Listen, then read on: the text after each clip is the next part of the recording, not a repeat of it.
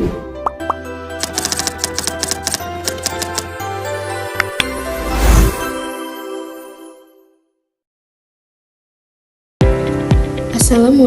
warahmatullahi wabarakatuh.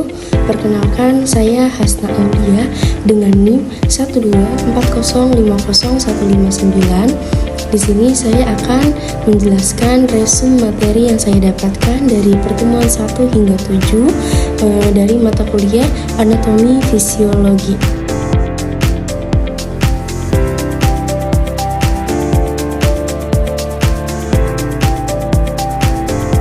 Materi pertama yaitu ada sistem saraf. Apa itu sistem saraf? Sistem saraf itu ibarat pusat kendali tubuh kita. Dia ngatur semua aktivitas, mulai dari yang kita sadari seperti gerak tangan, sampai yang gak kita sadari seperti detak jantung. Sistem saraf dibagi jadi 2 bagian utama. Yang pertama, ada sistem saraf pusat dan sistem saraf tepi. Apa itu sistem saraf pusat? Sistem saraf pusat itu terdiri dari otak dan sumsum tulang belakang. Otak yaitu pusat pengendali utama. Ada otak besar untuk berpikir dan ada otak kecil untuk koordinasi gerakan. Kalau sumsum tulang belakang yaitu jalur utama untuk ngirim sinyal dari anggota tubuh lain dan sehingga ke otak. Lalu sistem saraf tepi yaitu yang nyambungin otak dan sumsum tulang belakang ke organ tubuh lainnya. Sistem saraf tepi dibagi lagi menjadi 2, yaitu sistem saraf somatik dan sistem saraf otonom. Sistem saraf somatik atau sadar yaitu ngatur aktivitas yang kita sadari seperti gerakan tangan, jalan, nulis, dan lain-lain. Kalau sistem saraf otonom atau tidak sadar yaitu ngatur aktivitas yang otomatis, misalnya seperti detak jantung atau pencernaan. Lalu, sistem saraf otonom. Sistem ini cuma mempunyai saraf motorik dan terbagi jadi 2 jenis, yaitu saraf simpatetik dan saraf parasimpatetik. Lalu selanjutnya ada neuron. Neuron itu sel saraf yang tugasnya nganter impuls alias sinyal dari satu bagian tubuh ke bagian lainnya. Tanpa neuron, sinyal nggak akan sampai ke otak atau ke otot. Materi yang kedua yaitu perkembangan sel darah. Apa itu darah? Darah itu cairan penting dalam tubuh kita. Fungsinya banyak banget, mulai dari ngangkut oksigen, zat gizi, hormon, sampai bantu atur suhu tubuh dan menjaga keseimbangan asam basa. Lalu ada komponen darah.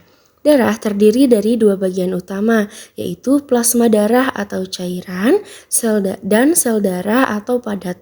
Plasma darah isinya protein, hormon, enzim, elektrolit, dan zat sisa. Yang penting banget yaitu ada albumin, globulin, dan fibrinogen buat tekanan osmotik dan kekebalan. Selanjutnya ada sel darah putih atau sering kita sebut leukosit. Leukosit itu tentara tubuh kita. Fungsinya yaitu melawan infeksi dan antigen asing. Ada 2 jenis. Yang pertama bergranula seperti neutrofil, eosinofil, dan basofil. Atau enggak bergranula yaitu limfosit. Kekurangan leukosit sering disebut dengan leukopenia. Dan kelebihan yaitu leukositosis atau leukemia. Selanjutnya ada sel darah merah atau sering kita sebut eritrosit. Eritrosit itu pengangkut oksigen, bentuknya cakram, gak punya inti dan penuh hemoglobin. Jumlahnya bisa sampai 5 juta milimeter. Kalau kekurangan eritrosit sering kita sebut anemia. Bisa karena kekurangan vitamin, pendarahan, atau masalah sumsum tulang. Selanjutnya ada keping darah atau juga sering kita sebut sebagai trombosit. Trombosit yaitu si ahli pembekuh darah. Jumlahnya 200.000 sampai 400.000 per milimeter. Mereka bantu nutup luka dengan bikin jaringan fibrin. Tapi hati-hati kalau jumlahnya terlalu rendah atau bisa kita sebut bisa terjadi trombositopenia. Selanjutnya ada gangguan sistem peredaran darah.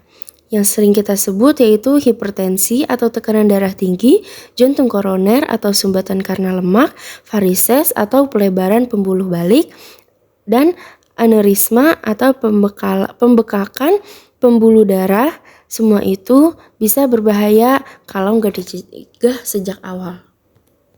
Materi selanjutnya yaitu ada limfatik. Apa itu sistem limfatik? Sistem limfatik itu sistem sirkulasi sekunder dalam tubuh kita. Tugas utamanya yaitu ngangkut cairan dan protein yang bocor balik lagi ke darah. Lalu ada bantu sistem imun buat lawan infeksi dan serap lemak dari sistem pencernaan. Bisa dibilang sistem limfatik itu seperti asisten pribadi buat sistem imun dan peredaran darah. Komponen utamanya terdiri dari pembuluh limfe, nodus limfatik atau kelenjar limfe, organ limfoid seperti tonsil, timus dan limpa, dan sel limfatik atau limfosit dan makrofag. Pembuluh limfe itu mirip seperti pembuluh darah, tapi khusus membawa limfe. Ada dua pembuluh utama yaitu ductus lymphaticus dexter dan ductus thoracicus. Selanjutnya, nodus dan tonsil. Nodus limfatik itu seperti pos penjagaan. Mereka nyaring dan menghancurkan kuman sebelum menyebar ke dalam tubuh kita. Tonsil juga bagian dari sistem ini. Ada di tenggorokan buat cegah infeksi masuk lewat mulut atau hidung. Selanjutnya ada timus dan limpa. Timus itu tempat training limfosit T. Aktif banget pas kita masih anak-anak.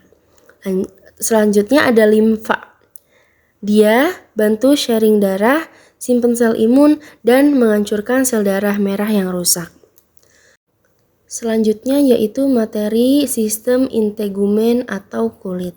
Apa itu integumen? Sistem integumen itu sistem yang terdiri dari kulit dan bagian-bagian tambahannya seperti rambut, kuku, dan kelenjar. Fungsinya yaitu bukan cuma nutupin tubuh, tapi juga melindungi tubuh dari kuman dan sinar UV, atur suhu, bantu buang racun, rasakan panas, dingin, dan sentuhan, dan bikin vitamin D juga loh. Lalu lapisan kulit itu mempunyai 3 lapisan utama. Yang pertama ada epidermis atau paling luar, isinya sel mati dan keratin. Lapisan kedua yaitu ada dermis atau bagian tengah, tempat pembuluh darah, saraf, rambut, dan kelenjar. Lalu lapisan ketiga yaitu ada hipodermis atau subkutis atau bagian bawah. Banyak lemak, fungsinya buat simpan energi dan bantu jaga suhu tubuh. Selanjutnya, detail epidermis yaitu lapisan luar yang gak ada pembuluh darahnya, disusun dari beberapa sel seperti stratum corneum atau lapisan tanduk, stratum lucidum, stratum granulosum, stratum siphonosum, dan stratum basale.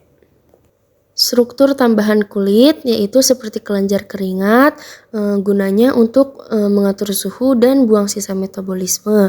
Lalu ada kelenjar minyak atau sebasea, yaitu gunanya membuat kulit agar tidak terasa kering.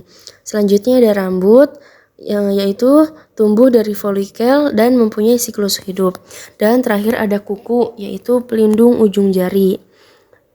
Lalu fungsi lainnya yaitu merasakan sentuhan karena ada ujung saraf. Lalu mengeluarkan racun lewat keringat, memproduksi vitamin D dengan bantuan sinar matahari, dan ngelakuin keratinisasi untuk perlindungan mekanis.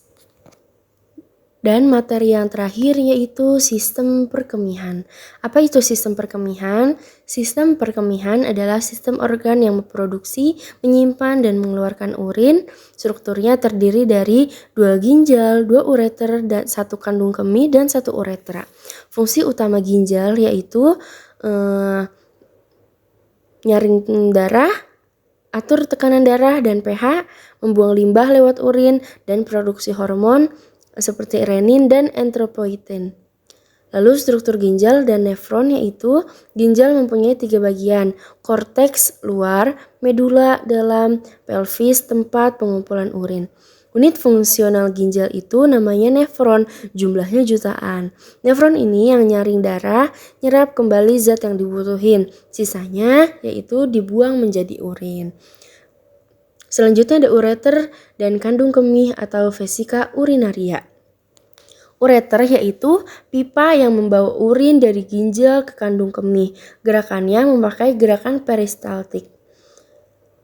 Lalu kandung kemih yaitu seperti kantong fleksibel yang bisa menahan urin atau menampung urin sampai kurang lebih 500 cc. Pas udah penuh, muncul deh refleks buat pipis alias proses miksi. Kesimpulannya adalah tubuh manusia terdiri dari berbagai sistem yang bekerja sama secara harmonis untuk menjaga kesehatan dan fungsi vital kita. Setiap sistem punya peran unik tapi saling terhubung. 1. Sistem saraf. Bertindak sebagai pusat kendali, mengatur gerakan sadar dan tak sadar lewat otak, sumsum tulang belakang, dan saraf. Yang kedua, sistem darah atau sirkulasi, yaitu mengangkut oksigen, nutrisi, hormon, dan melawan infeksi. Komponennya meliputi plasma, eritrosit, leukosit, dan trombosit. Yang ketiga, sistem limfatik, yaitu sistem pendukung imun dan sirkulasi, membantu menyaring kuman, mengangkut lemak, serta mengembalikan cairan ke darah. Yang keempat, ada sistem integumen atau kulit, lapisan pelindung utama tubuh dari luar, sekaligus berperan dalam pengaturan suhu, ekskresi, dan sintesis vitamin D. Selanjutnya, yang terakhir yaitu sistem perkemihan, menyaring darah dan membuang limbah tubuh melalui urin, serta menjaga keseimbangan cairan elektrolit dan pH tubuh. Intinya, semua sistem ini bekerja sama menjaga kita tetap hidup, sehat, dan seimbang. Menjaga setiap sistem tubuh berarti menjaga kualitas hidup kita secara keseluruhan. Cukup sekian pemaparan resume materi dari saya. Kurang lebihnya mohon maaf. Wassalamualaikum warahmatullahi wabarakatuh.